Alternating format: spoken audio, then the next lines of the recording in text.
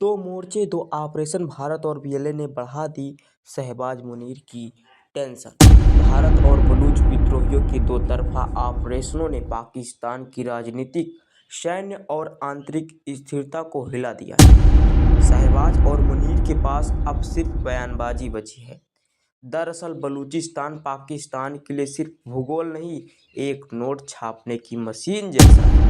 यही कारण है कि भारत की जवाबी कार्रवाई और बीएलए के हमलों से शहबाज मुनीर की टेंशन बढ़ गई है। पाकिस्तान की हालत इस समय दो तरफा हमलों से बेहाल है। एक तरफ भारत का जवाबी प्रहार ऑपरेशन सिंदूर उसके सैन्य ढांचों को तहस नहस कर चुका है, तो दूसरी तरफ अंदरूनी विद्रोह यानी बलूच लिबरेशन आर्मी का ऑपरेशन हेरोप 2.0 पाकिस्तान की सेना को भीतर से झकझोर रहा है। शहबाज शरीफ और जनरल असीम मुनीर के पास अब न कोई रणनीति बची है, न ही कोई अंतर्राष्ट्रीय समर्थन। भारत के हमलों ने पाकिस्तान को घुटनों पर ला दिया है और बलोच विद्रोहियों ने उसके घावों को और गहरा कर दिया है। ऑपरेशन सिंदूर ने दी पहली चोट। भारत द्वारा लॉन्च किया गया ऑपरेशन सिंदूर सिर्फ एक सैन्य कार्रवाई नहीं, बल्कि पाकिस्तान के सैन्य घमंड को चकनाचूर कर देने वाला जवाब है। इस ऑपरेशन में भारत ने पाकिस्तान के कई प्रमुख एयरबेस तबाह कर दिए, दर्जनों आतंकी लॉन्च पैड्स को नष्ट किया और उसकी वायुसेना की कमर तोड़ दी। भारत की इस रणनीतिक कार्रवाई ने न सिर्फ पाकिस्तान के सैन्य ढांचे को ध्वस्त किया, बल्कि उसकी अंतर्राष्ट्रीय छवि को भी भारी नुकसान पहुंचाया। बलूचिस्तान में काले तूफान का कहर। पाकिस्तान के लिए दूसरी बड़ी मुसीबत बलूचिस्तान से उठी है, जहां बलोच लिबरेशन आर्मी ने ऑपरेशन हेरोप 2.0 शुरू कर दिया। हेरोप का अर्थ है काला तूफान और बीएलए इस तूफान के जरिए पाकिस्तान की सेना को तबाह करने का दावा कर रही है। 24 घंटे में ही 7 कोऑर्डिनेटेड हमले, 58 लोकेशनों पर 78 बार अटैक और आईएसआई के 4 एजेंटों की मौत ने इस ऑपरेशन की गंभीरता को साबित कर दिया। पाक सेना के रणनीतिक धाराशायी जनरल असीम मुनीर और प्रधानमंत्री शहबाज शरीफ दोनों ही दो मोर्चों पर जूझते हुए बेबस नजर आ रहे हैं।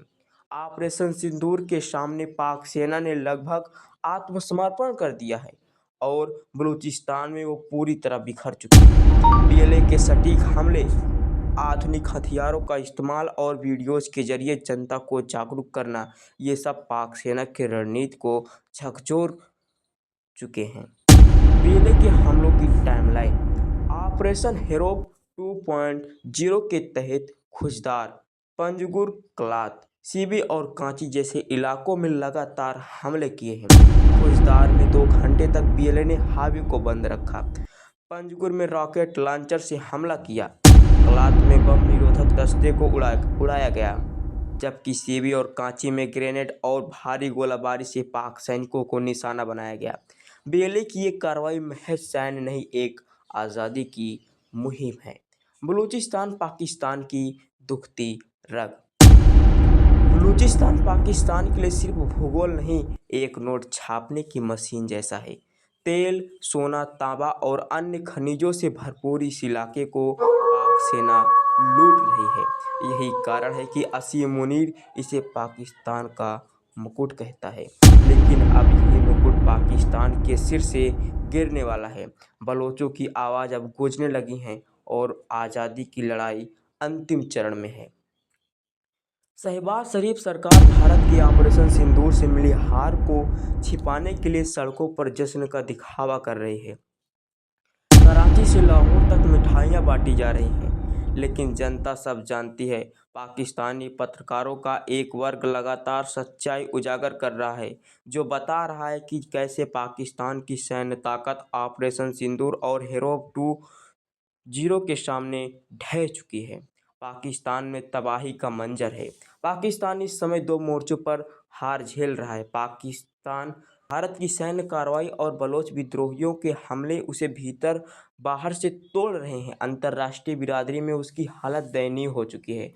जिस आग को पाकिस्तान ने खुद जलाया था, अब वही उसे जला रही है। भारत ने ऑपरेशन सिंदूर से उसकी हैसियत दिखा दी और BLA अब उसकी अंतिम सांसें भी गिन रही है।